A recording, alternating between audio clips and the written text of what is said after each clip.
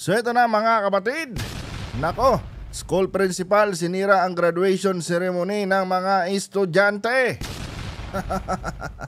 Viral na viral ito ngayon mga kababayan, ano? Itong isang school principal mga kapatid na masasabi nating pabida mga kababayan sa nasabing graduation ceremony. At talaga naman mga kababayan ay pinagmumura na po itong si principal dahil nga mga kabatid ay sobra naman pong pang-iinsulto kasi mga kababayan yung kanyang ginawa sa mga estudyante na gagraduate ngayong araw. And ito guys, ngayong araw po ito nangyari at talaga namang viral ito at pinag-uusapan ngayon sa Facebook. Pero bago lahat mga kabatid, One Talk PH nga pala nagbabalik para sa panibagong update. And please lang mga kababayan, huwag niyo po sanang kalimutang i-like ang ating video at mag-subscribe kayo sa ating YouTube channel. And higit sa lahat mga kapatid, paki-turn on po ang ating notification bell para updated kayo sa bawat video na ina-upload ko dito sa ating YouTube channel. So ito na mga kababayan, panoorin po muna natin ang videong ito. Ang lutong magmura ni Kuya. I have already taken your pictures and I have already documented everything. Let us not make the rule of the law run over this activity because this is the activity of the Department of Education. Thank you for your obedience. So ito mga kapatid, nangyari daw pala to, I think sa Antique yata mga kababayan. Sa lugar pa po talaga ng aking tatay mga kapatid, kasi taga Antique yung side ng father ko eh. So nangyari to mga kababayan, itong graduation na ito na kung saan disaster nga po ang kinalabasan sa isang eskwelahan dyan mga kapatid sa Antique. Hindi ko lang alam kung saan banda ito sa Antique nangyari. Take off your toga because it is not prescribed as your uniform for graduation. School uniform with your ribbons and your sablay. That's all. So ang issue dito mga kababayan, huwag natin patapusin kasi medyo hindi nyo maintindihan yung sinasabi ng principal dito eh. Ang issue kasi dito mga kapatid is ganito. Ang pinaglalaban ng principal dito mga kababayan is hindi dapat nakatoga itong mga gagraduate. Hindi ko alam kung ito po ay grade 11 or grade 12 mga kapatid or elementary. Pero ang point ng principal dito mga kababayan kung bakit niya ininterrupt mga kapatid ang nasabing graduation is nagsuot kasi yung mga estudyante ng toga.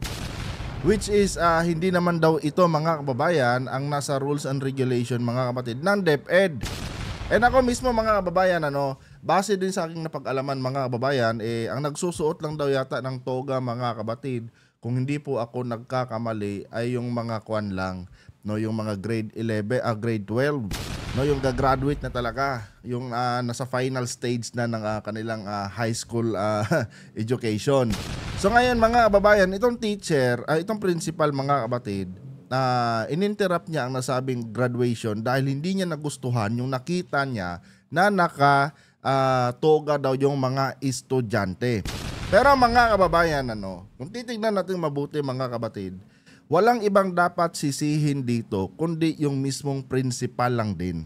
Bakit kamo? Ang graduation kasi mga kababayan, tawag dito, may preparation yan eh. May preparation po yan siguro mga isang linggo ang preparation yan mga kapatid. Base po sa ating experience dahil nagpa-practice pa yan sila ng kanilang mga hymn, nagpa-practice pa yan sila ng kanilang mga graduation songs, di ba? May mga ganun mga kapatid tuwing graduation. So mga kababayan, imposible po imposible mga kapatid na hindi alam ng principal yung nasabing program. Di ba? Kasi mga kababayan, bago ang graduation day mga kapatid, lahat ng mga programs niyan, yung mga schedule ng nakalagay dito sa programs mga kapatid, dumadaan po yan sa principal office.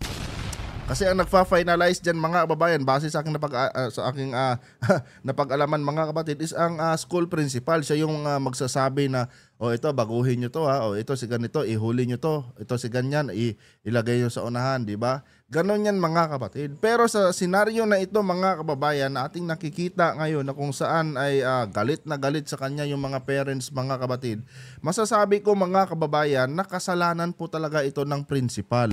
Or baka naman itong si principal mga kapatid gusto lang bumida sa nasabing graduation. Kaya siya gumawa ng ganitong eksena, mga kababayan. And isa pa, no? Kung ako ang tatanungin, mga kababayan, since na nandito na, no, nakatoga na ang lahat, mga kapatid, sana man lang, mga kababayan, hindi na lang sana binastos ni principal yung nasabing graduation ceremony. No, pwede naman yang palampasin to, mga kababayan, since na nandito na. Ang problema, mga kapatid, ang ginawa po ng principal nagbida-bida po sa gitna ng graduation ceremony at pinaghubad ng harap-harapan, mga kababayan, ang mga estudyante ng kanilang mga toga, na kung saan, mga kapatid, ito po yung kinagalit ng mga parents, 'di ba? Biruin nyo, mga kababayan, minsan ka lang gagraduate. No, minsan ka lang gagraduate sa buong buhay mo, mga kapatid, sa bawat antas ng edukasyon na yung pinag-aaralan, tulad nga nito, no, high school. And mga kapatid, ito pa yung mangyayari sa nasabing graduation mo. Napakasakit isipin, mga kababayan, na yung pinaka-aantay mong araw na gagraduate ka masisira, mga kapatid, dahil sa kaipalan po ng inyong school principal, na kung saan, mga kababayan, kung meron mang mali sa nasabing graduation ceremony, dapat, mga kapatid, ang sisihin din dito itong principal. Nabubulol ako. Di ba, mga kababayan? Kasi, mga kapatid, itong lapses na ito, no, na nangyari sa nasabing graduation ceremony, na kung saan nagsuot ng toga itong mga estudyante, mga kababayan, ay walang ibang dapat sisihin kundi itong nasabing principal din. 'Di ba? Ang tanong kasi diyan, ano pong ginagawa nyo, Madam Principal, bago ang graduation? Bakit hindi mo na-announce sa mga estudyante or sa mga parents or sa mga teachers mo na bawal pala ang toga? 'Di ba? Tapos ngayon na nandyan na, no, nagsisimula na yung graduation ceremony, bigla kang pupunta sa gitna, no, at paghuhubarin mo, 'di ba? Nakakainsulto 'yun, mga kababayan, especially sa mga parents na, alam mo 'yun, asang-asa, mga kapatid, na makita yung anak nila na rarampa diyan sa taas ng stage na nakatoga. Kasi, mga kababayan, achievement 'yan, no? Achievement po 'yan ng magulang, mga kapatid. Yung ganyang mga seremonya na kung saan makikita nila yung kanilang anak na rumarampa po sa taas ng stage. Na ang problema, mga kababayan, itong si principal, itong katarantaduhan ni principal, mga kapatid, ay sinisisi niya ngayon sa nasabing organizer ng graduation.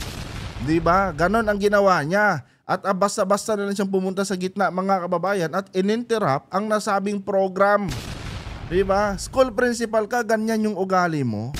O kahit sino namang magulang siguro, pagmumurahin ka talaga kung ganyan ang ugali mo.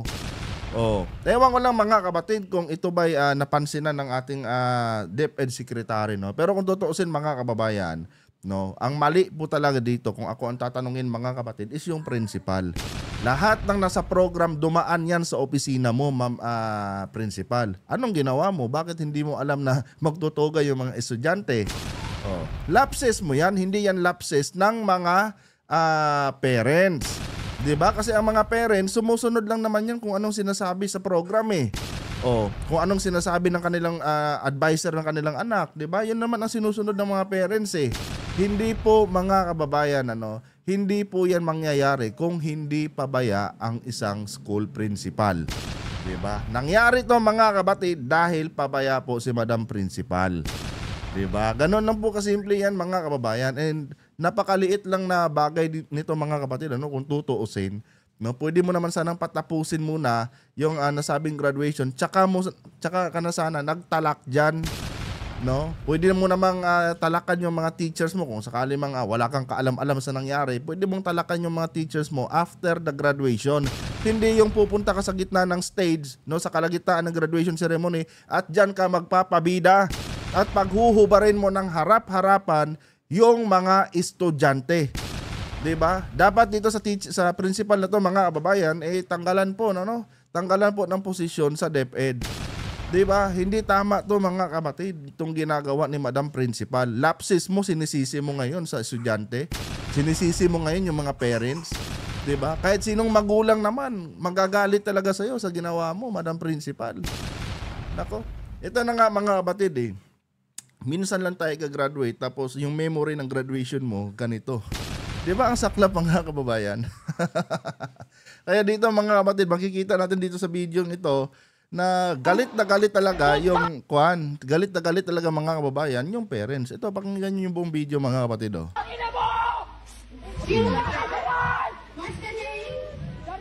have already taken your pictures and I have already documented everything. Let us not make the rule of the law run over this activity because this is the activity of the Department of Education. Thank you for your obedience. So, just take off your toga because it is not prescribed as your uniform for graduation. School uniform with your ribbons and your sablay. That's all. We are training our learners to be disciplined and obedient to authority. What kind of attitude are we giving them? What kind of practice and what kind of examples are we giving them? Disobedience to lawful authorities? I don't want to see anybody with your hats and your togas because it is not indeed. Oh, dito mga kapatid, klarong-klaro, no? Pinapahubad niya yung mga estudyante dahil hindi niya gusto yung nakikita niya na nagsusuot sila ng toga. Against the law daw to mga kababayan. Ewan ko kung anong law ang binasa ni kung anong law ang alam nitong principal na ito. Ganun ba man mga kapatid, ano? Dahil nandito na, nakasuot na sila ng toga, pwede mo naman po sana ma'am, no, pinatapos mo na lang sana ang nasabing ceremony, tsaka ka po sana nagsalita ng mga ganyang mga bagay. Diba? Kasi yung iba dyan naka-live pa no? Yung ibang parents yan, proud na proud sa kanilang mga anak, nila-live pa yung kanilang graduation, tapos ganyan ang ginawa nyo. Diba? Ano na lang isipin ng mga ng mga nanunood. Diba? Kasi ngayon mga kapatid, itong mga ganitong ceremony, alam niyo naman mga babayan na tayo mga Pilipino, talaga, napaka close sa social media. Bawat bagay nila live. Mamamatay na lang yung tao, nila live mo pa. Di ba?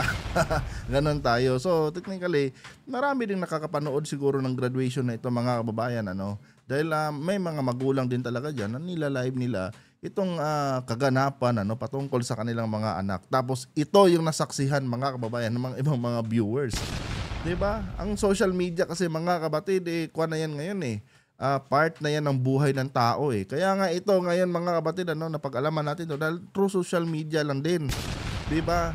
Ngayon mga kababayan, dapat maging maingat, tulad nito kay Madam Principal, dapat nagiging maingat tayo sa mga ginagawa natin. 'Di ba? Lalo na ikaw yung principal ng nasabing eskwelahan. Tapos ikaw pa ngayon, yung nagbibigay ng sakit ng damdamin sa mga magulang at sa mga estudyanteng gagraduate sa nasabing eskwelahan na kung saan ikaw yung may pinakamataas na posisyon. Diba? Anyway guys, hanggang dito na itong video na ito. Kung nagustuhan niyo po ang ating content ngayon, huwag kalimutang mag-subscribe at pakilike ang ating video mga kapatid para i-share pa ni YouTube sa iba pang hindi pa nakakapanood. Adios.